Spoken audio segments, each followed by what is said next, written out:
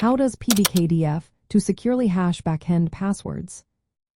Imagine trying to crack a password protected by a complex process that makes guessing it take forever. That's what PBKDF2 does for your passwords. It's a method used to turn a simple password into a secure, hard-to-reverse cryptographic key. This process is called key stretching, and it's a key part of keeping user data safe. Here's how it works. First, PBKDF2 takes your password, which could be anything like a simple word or phrase. It also uses a salt, which is a random string of bytes that is different for every password. The salt makes sure that even if two people have the same password, their hashes will look completely different. This stops attackers from using pre-made tables, called rainbow tables, to quickly find matches. Next, PBKDF2 repeats a hashing process many times. This is called iteration.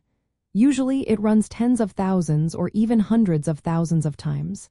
Each time, it combines the password, the salt, and the previous hash result. This repeated process makes generating each hash take a lot longer.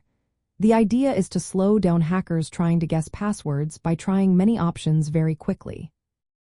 The hash function used in PBKDF2 is often HMAC combined with SHA-256 or SHA-1. These are secure cryptographic algorithms that produce a fixed-length output, called a key.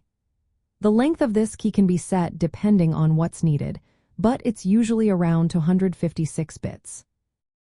Once the process finishes, the output is a derived key, which acts like a fingerprint for the password.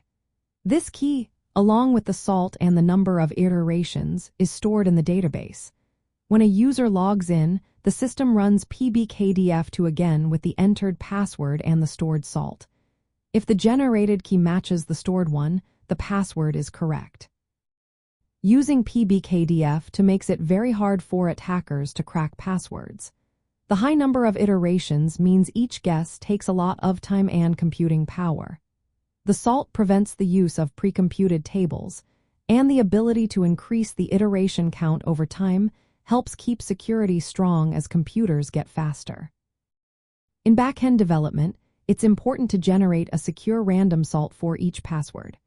Choose a strong hash function like SHA-256 and set a high enough iteration count to slow down attackers but still keep login times reasonable. Always store the salt, the number of iterations, and the hash together securely. This way, you follow best practices for backend security and keep user passwords safe from theft or brute force attacks.